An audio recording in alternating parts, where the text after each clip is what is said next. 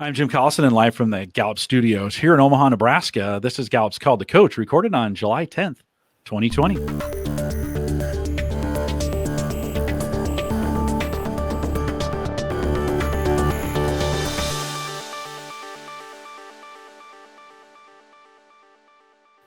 Call the Coach is a resource for those who want to help others discover and use their strengths. We have Gallup experts and independent strengths coaches share tactics, insights, and strategies to help coaches maximize the talent of individuals, teams, and organizations around the world. If you're listening live, we'd love to have you in our chat room. There's actually on the live page right above me, there's just a link there to our YouTube instance. And by the way, while you're there on YouTube, just go ahead and hit the like button down there and subscribe. That way you get notifications anytime we do go live. You can click on that link and join us in the live chat room. If you have questions after the fact, you can send us an email, coaching@gallup.com. Don't forget, you can subscribe there on YouTube or as a podcast. Just search Gallup Webcasts on any podcast platform. Dr. Rachel Maddener is our host today. Rachel is a psychologist and senior analyst here at Gallup. Rachel, great to have you on Call the Coach. Thank you. Good morning, good afternoon, good evening, depending on where you're calling from. Looks like we've got a lot of international folks here, so that's exciting. And thank you for who got up really early to listen to me today. I'm really excited to be here. And maybe good night for some of those who have stayed up late into the evening to do it as well. We always appreciate that. Rachel, we've been going through this series on how to inspire strengths-based culture, and the subject we have today is on communication. Very, very important, and it is kind of a foundation in a lot of ways.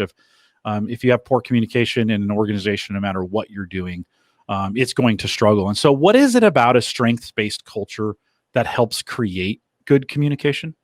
Yeah, I think that's a great question, Jim. When you think about what strengths can do for an organization, and I think over my course of experience of 15 years, just seeing teams who really embrace a strengths-based culture, probably one of the number one things that I hear around communication is it really helps people be more aware of how they best communicate based on their strengths. So when you think about, everybody has a unique way of communicating based on who they are, and your strengths can really help you figure that out. If you're the type of person who needs a lot of time to think before you have something to say, so you may need to take notes ahead of time or ask for an agenda or get with that partner to say, I need to think about these things before I just spill out all my thoughts, right?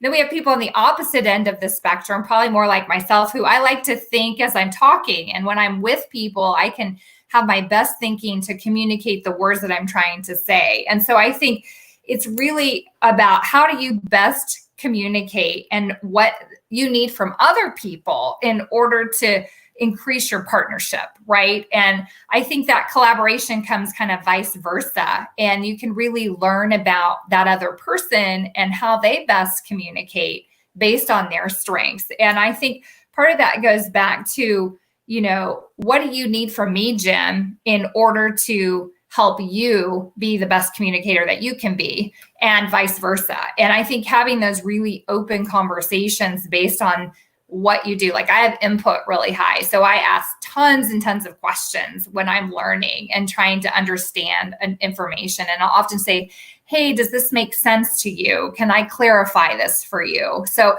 it's all based on kind of your individual natural ways of communicating and processing information. So I think that that's really important. And we know based on our research around communication that thinking about what the person needs to know and what information is relevant to the conversation really creates better communication. So when I thought about what do I want to share with you all today around that ability to communicate, I had to really think about my audience, and knowing a lot of you are coaches and have clients who you're trying to help them be better communicators.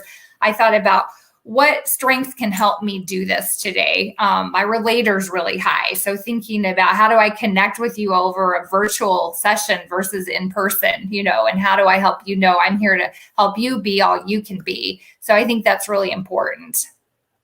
It also, oftentimes when we think about strengths, it creates this common language, right? It creates this framework, this structure in which we can all at least understand the terminology or understand these themes when we are speaking with each other. Why is that important? Like how, or maybe a better question is, How is that important? Like what kind of benefits does that bring? That self-awareness, what kind of self-awareness benefits does that bring?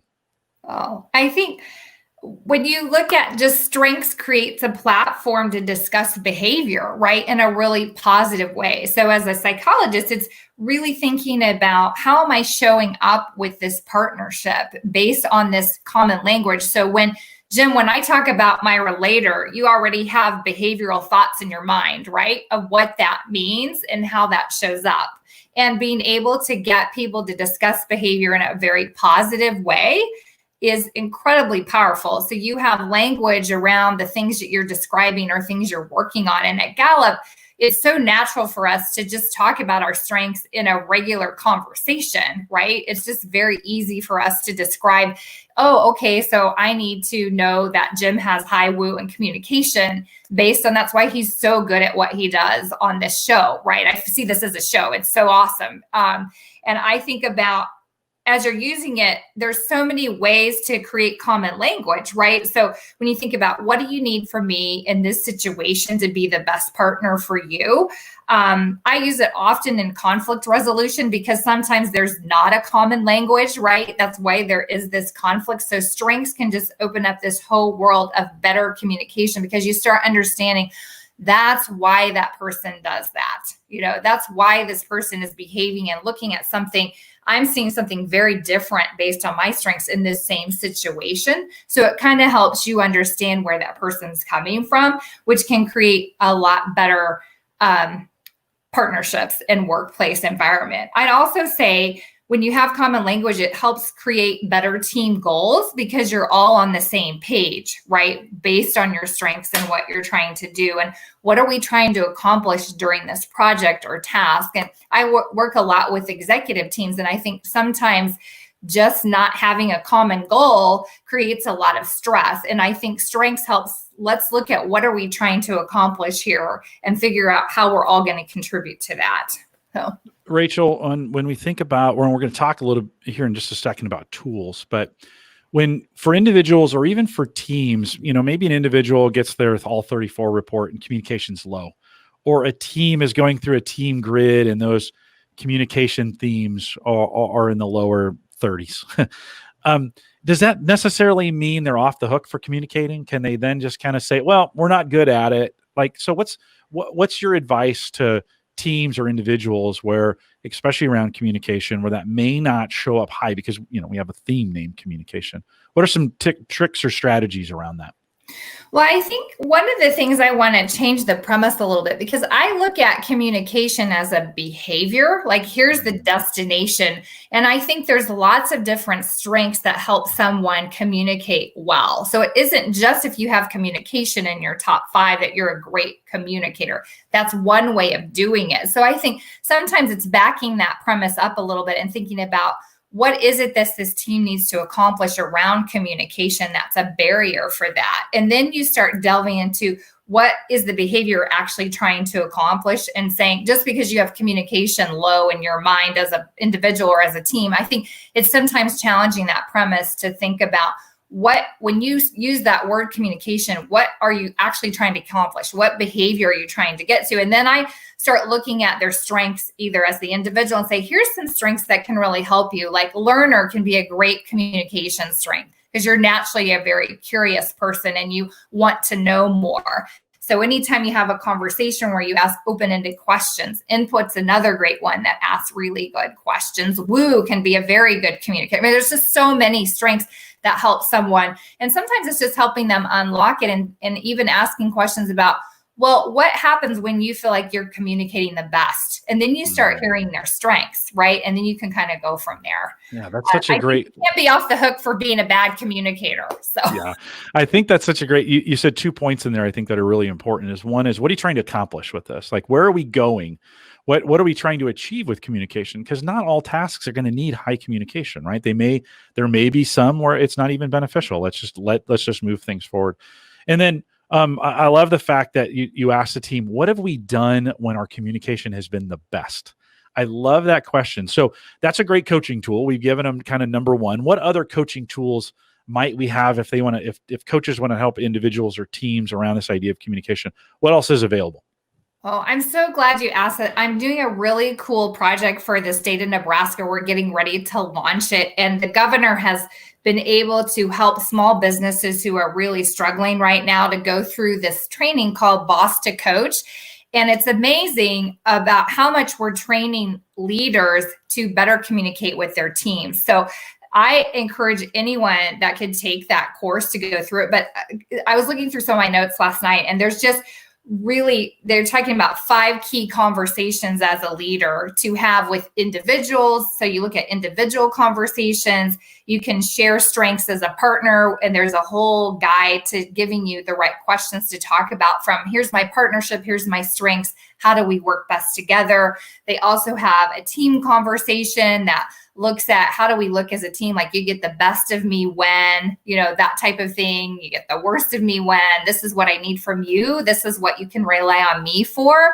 I think those are so powerful. And then there's also one that talks about the team grid conversation. And it's not, it's actually getting the manager to start having some of these conversations. So it's very prescriptive, and ask these questions, follow this worksheet. Here's a PDF. I think it's just a very powerful tool to do that. Then they also get into, what do we have around those quick connects with people? Because communication isn't just like, okay, I'm have a PowerPoint for you, right? It's really looking at, I check in with you. Those 10 to 15 minute conversations every day can be really powerful in leading teams. And I think if you're an individual who's coaching a leader, these can be really important things to kind of help them think about how they're approaching their people. Because I think sometimes people, based on their strengths, do struggle on, what does the quick connect look like? How do I just have a little bit of small chit chat? That's sometimes very hard for introverted leaders, right? Who are definitely, all those thinking themes are super high and they're executing, and maybe those relationship themes are lower, to your point, Jem. So I think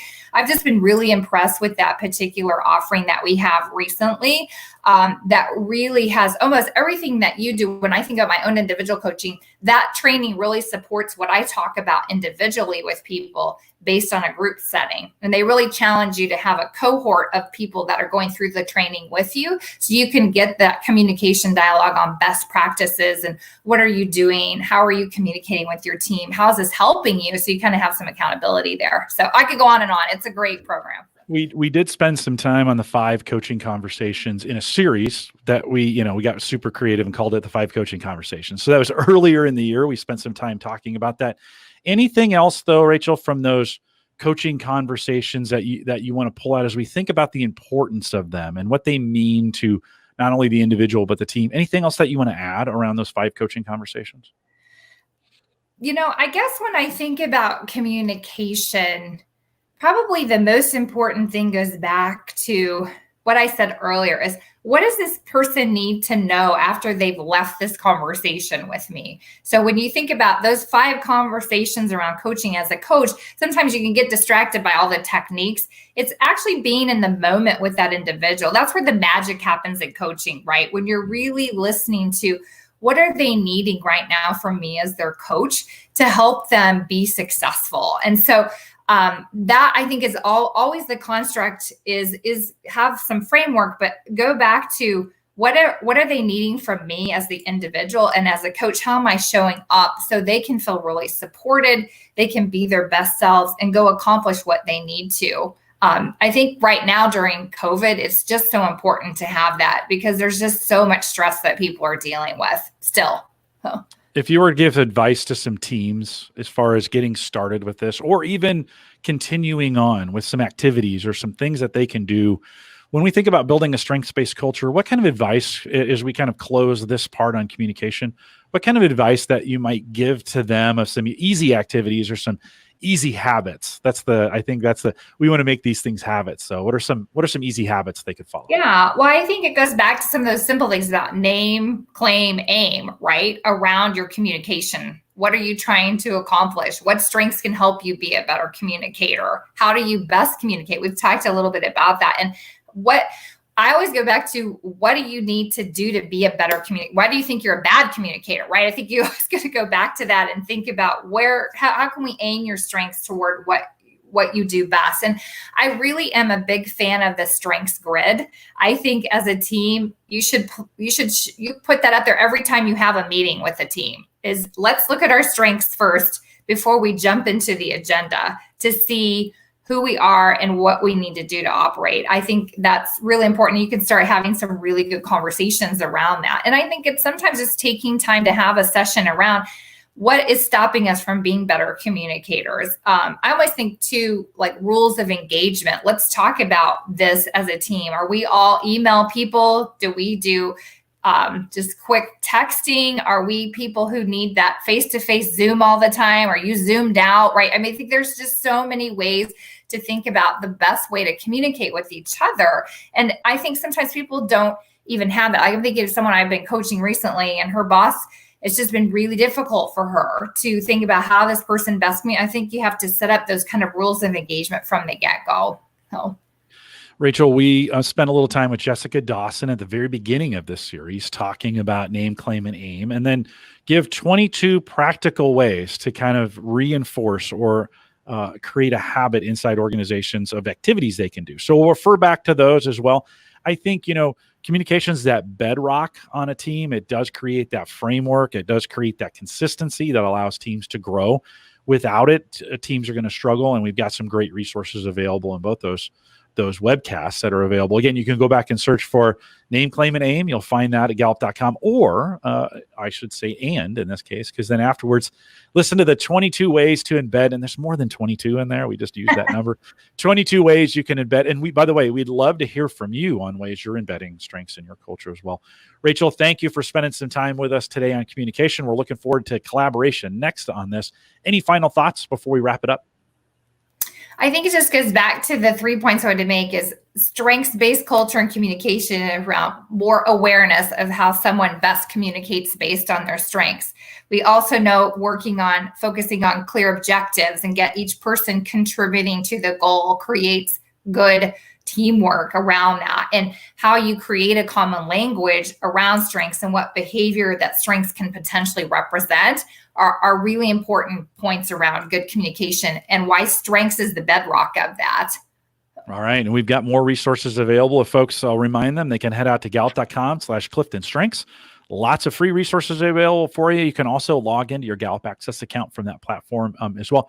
Actually, a redesigned front page on that, and we'd love to see you head out there. Again, gallup.com/CliftonStrengths. So while you're there at the bottom of the page, you can sign up for the Clifton Strengths community newsletter available to anybody. We'll send it to you monthly, just a way of keeping track of everything that's going on in the Strengths community. If you have any questions after the fact, you can send us an email, coaching@gallup.com. Many of you are now, which is great. Been saying that email address for years, and all of a sudden everybody started using it. So we're excited to have your questions. Send them in again, coaching@gallup.com. You want to follow us on our live for our live podcasts? You want to join us like many are today? Gallup.eventbrite.com. Just follow us there and you'll get a notification every time I create something new. In our social groups, facebook.com/groups/called-to-coach. And many of you find your way there as well. Maybe you're not a Facebooker. On LinkedIn, search Clifton Strengths Train Coaches, and I'll let you in that group as well. Thanks for joining us today. If you're listening live, stay around for collaboration. If you're listening to the recorded version, just click next. You're probably that ones are there for waiting for you right now. With that, we'll say goodbye, everybody.